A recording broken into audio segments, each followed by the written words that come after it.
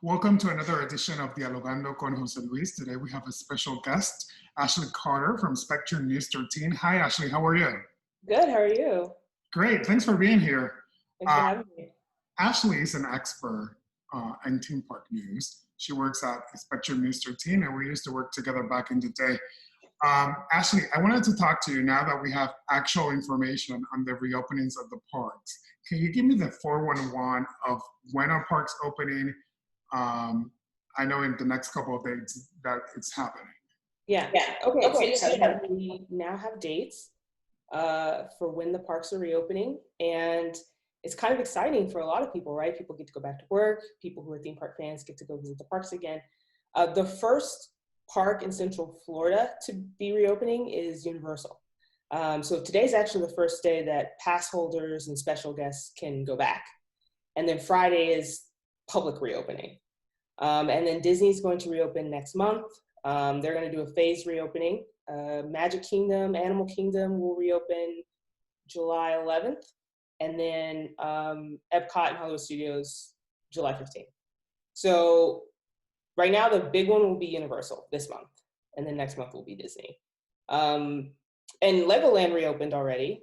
That's a little further down. That's, Polk County. But still, so we have parks reopening and we have dates. So that's exciting. It's very exciting. I see like a lot of people are excited just to go back. I mean, it's been 2 months. I even saw people when Fun Spot opened that went crazy. Yeah. So yeah. And Fun Spot is really fun, to be honest. Yeah. So what can guests expect now that they go to the theme parks? It's not going to be the same. We know. No, it's definitely not going to be the same. And if you've been venturing out the last couple of weeks, like to Universal City Walk or Disney Springs, you've kind of gotten a sense of what you might expect when you get to the theme parks, right? Because Disney Springs, City Walk, Universal City Walk, they've had face mask requirements, temperature checks at those venues. Social distancing has been a thing there. So a lot of that's going to be the same for the parks. What people should, I would say, people, if you're going to go to the parks, be prepared. First of all, be patient, because there's a lot of new things happening within the parks, new measures, new protocols. But also, the experience is going to be different, right? That you will have to wear a mask when you go to the parks, whether it's Universal or Disney. You will have to have your temperature checked. There will be social distancing markers throughout the parks, in ride queues. They're going to limit capacity. So not everybody that wants to go will be able to get in, necessarily, if they ever get to that point where they, reach whatever limited capacity they have set. Single rider lines. Do you know what's the capacity? Because I haven't seen that. They haven't given a number. Okay. Some parks have, like Legoland, I think said something like 50% capacity, but Legoland's capacity is far smaller than, Disney or Universal's. But I imagine it will be very limited. I don't know the number, but it won't be, anything what it was before. And a lot of times, most of these parks don't ever operate at 100% capacity anyway. But yeah, capacity will be reduced. There won't be a single rider line, because single rider lines help with, efficiency for rides, right? If you have a ride that seats 4 people at a time, and you have groups of 3 come in, you can pull from that single rider line to make sure you fill up every seat. Well, in this situation, you don't want to fill up every seat. You want to space people out, right? So you eliminate the single rider line. So those are going to be some of the things that people will need to anticipate when they go to the parks. Like, it's just going to be a different experience. You know what I mean?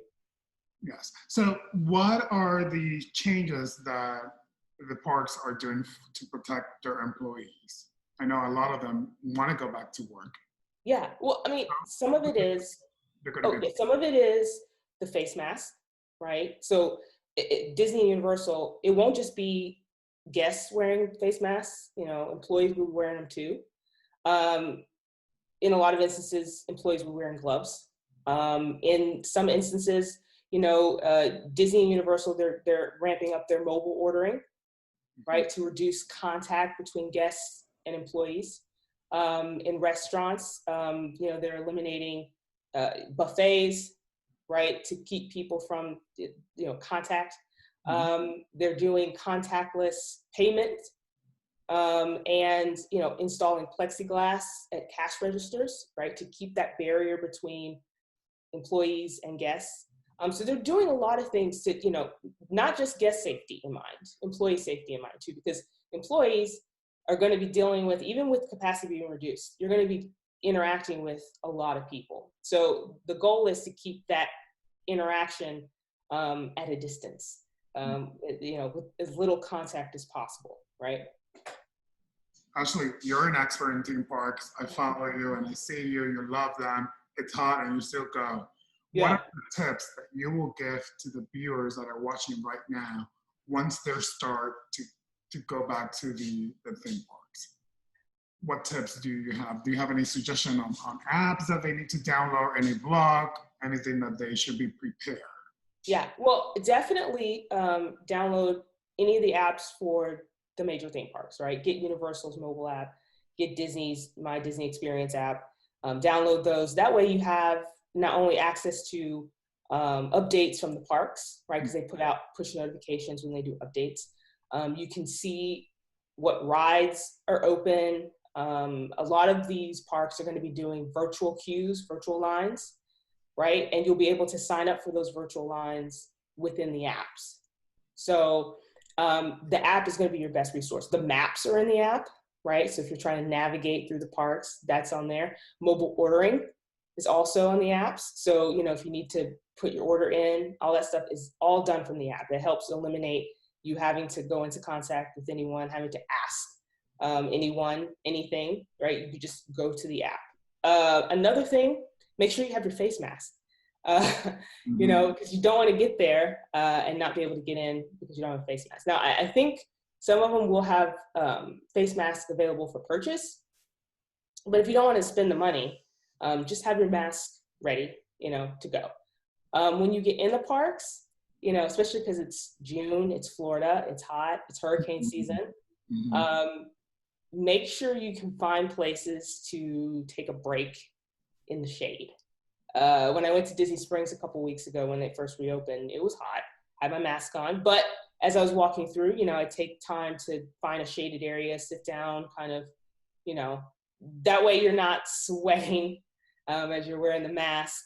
And also too, just as I said before, be patient.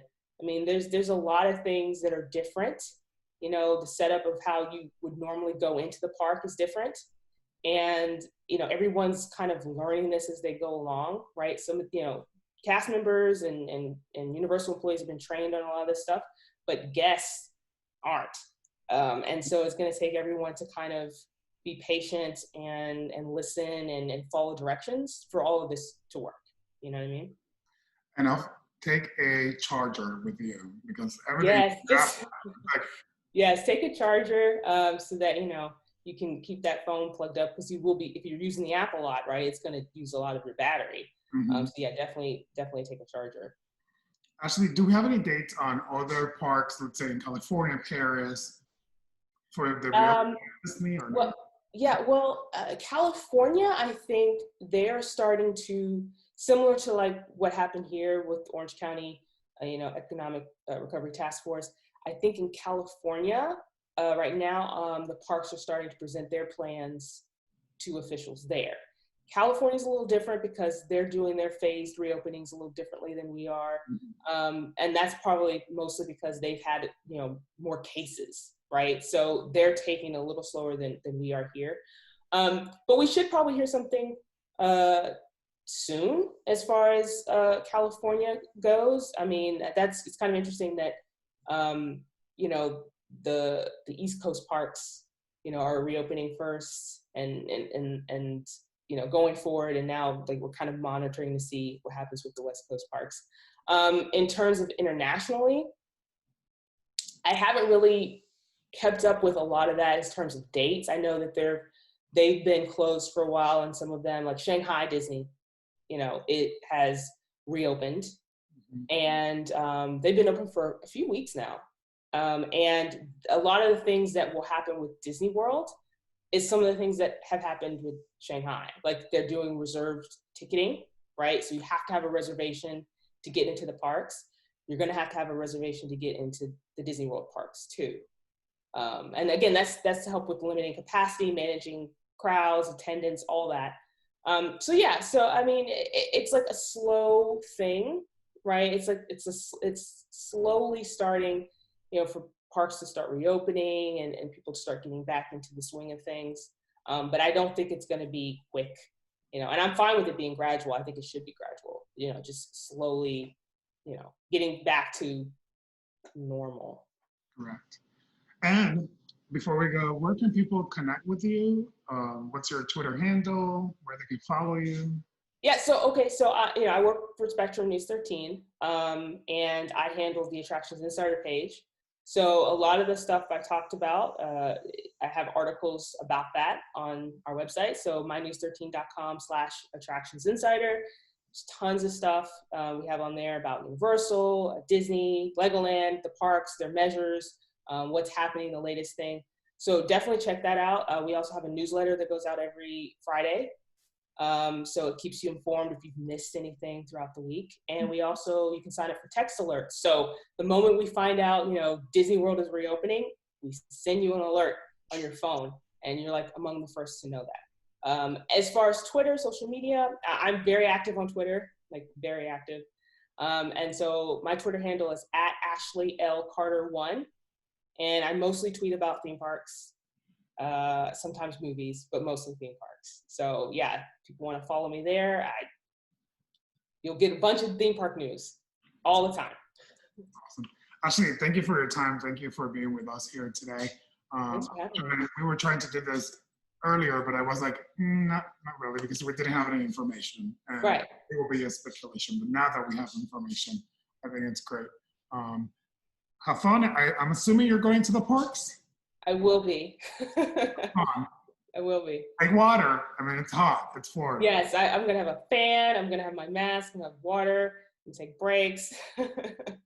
Keep my distance from people. That's right. Thank you, Ashley. Thanks for having me.